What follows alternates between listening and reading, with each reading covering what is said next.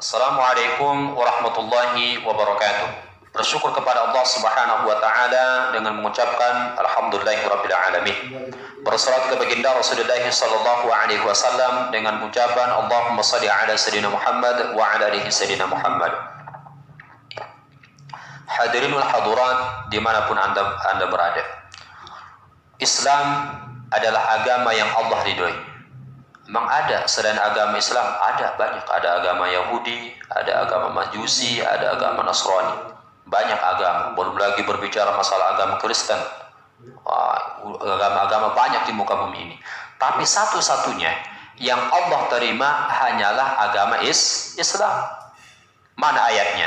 Dalam surah Al-Imran ayat ke-19, ayat 19, Inna ad-dina 'indallahi al-Islam. Sesungguhnya agama yang di sisi Allah hanyalah Islam. Lalu di dalam Islam itu ada 3 isinya. Ada 3. Pertama, aqidah. Yang kedua, syariat. Yang ketiga, tasawuf atau akhlak. Apa itu aqidah? Bagaimana mengenal Allah Subhanahu wa ta'ala. Apa itu syariat? Bagaimana mengenal manusia. Hubungan kita kepada Allah, kalau aqidah, bagaimana hubungan kita kepada manusia, syariat. Kalau akhlak, itu hubungan kepada manusia dan kepada Allah. Masya Allah. Karena itu berbicara masalah hati, perbuatan, akhlak. Akhlak kita kepada manusia, akhlak kita kepada Allah Subhanahu wa ta'ala. Kalau kita nggak punya akhlak, Masya Allah, maka itu akan sia-sia. Dan Allah Subhanahu wa ta'ala menjelaskan dalam Al-Quran ini bahwa Allah tidak akan menerima agama selain agama Islam. Ada orang yang mengatakan semua agama sama. Salah. Kalau ada orang yang mengatakan semua agama itu benar, diterima, itu salah itu. Yang benar, yang hanya Allah menerima agama, itulah agama Islam. Islam, al-Islamu yu'la wa la yu'la alaih, kata Rasulullah. Islam itu tinggi dan tidak ada yang bisa menandingi Islam. Nah, kenapa Islam itu sering dicaci?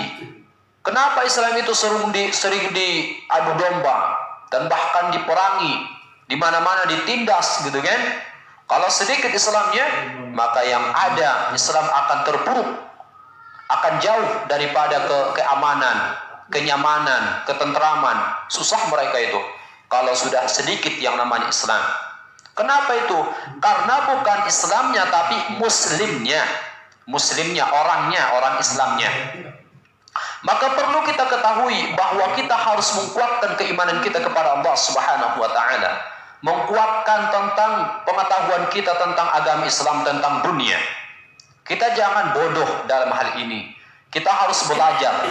Kalau kita hanya sekedar mengikuti apa kata orang atau mengikuti apa yang sebelum-sebelumnya dikerjakan oleh nenek moyang kita, ya kita harus belajar. Karena ketinggalan orang-orang yang Islam itu adalah pertama, tidak maunya belajar. Kalau kita terus belajar menggali ilmu, bukan hanya segi Al-Quran, bukan hanya dalam Islam, tetapi di luar agama Islam, misalkan kita cari fisikanya, matematikanya, semuanya, bahasa Inggrisnya Masya Allah, luar biasa. Padahal ilmu-ilmu di luar Islam pun, seperti fisika, ataupun biologi, itu semuanya gitu kan, itu berawal daripada Islam. Masya Allah. Maka oleh sebab itu, perhatikan bahwa agama yang paling Allah ridhoi, agama yang ada di sisi Allah itulah hanya Islam, hanya Islam. Maka beruntung kita. Dan bahkan nanti di akhirnya Allah Subhanahu wa ta'ala, ada orang-orang kafir itu menyesal. Kenapa? Karena sebelumnya di dunia mereka enggak beragama Islam. Mereka menyesal kepada Allah Subhanahu wa ta'ala. Kenapa dulunya saya bukan Islam? Maka kita yang Islam saat ini perbaiki tata cara ibadah kita. Perbaiki cara akidah kita kepada Allah Subhanahu wa ta'ala. Qul huwallahu ahad, Allahus samad, lam yalid wa lam yulad wa lam yakul lahu kufuwan ahad. Katakanlah bahwa Allah itu hanya esa, bukan satu. Kalau satu ada 2, maka bukan wahid tapi ahad. Ahadun esa. bahwa Allah itu tempat bergantung, tempat bersandar. Semua apa yang kita lakukan, baik ya tentang kekuatan kita, tentang apalagi kemampuan kita, semuanya itu berawal dari Allah Subhanahu wa taala. Belum lagi Allah itu tidak diperanakan dan juga beranak, bukan diperanakan dan juga bukan punya anak. Ini harus kita ketahui, Masya Allah. Maka penting kita ketahui bahwa bagaimana menguatkan cara berpikir kita di dalam Islam, bagaimana kemudian menguatkan di dalam akidah kita. Jangan mudah tergoyah dengan ajaran-ajaran yang di luar sana gitu kan, sampai akidah kita terjual belikan. Jangan sampai kita sudah benar di dalam Islam, tapi karena ingin mencari sesuatu maka jadi tergoyah sampai dia terpengaruh dengan orang-orang yang jauh daripada Islam. Maka ikutilah Al-Quran, ikutilah orang-orang yang selalu mendalami Al-Quran. Ikuti mereka yang selalu mencari hidayah dari Allah Subhanahu wa taala. Ketinggalan Islam, orang-orang Islam adalah ketidakmaunya belajar. Yang kedua, karena mereka mengikuti nenek moyang mereka sendiri. Mereka punya masa lalu di mana dulu karena mungkin adat kebiasaan orang-orang dulu ya seperti itu, diikuti aja, tapi dia nggak belajar. Dia hanya mengikuti apa kata nenek moyangnya dulu. Ini nggak boleh, harus belajar.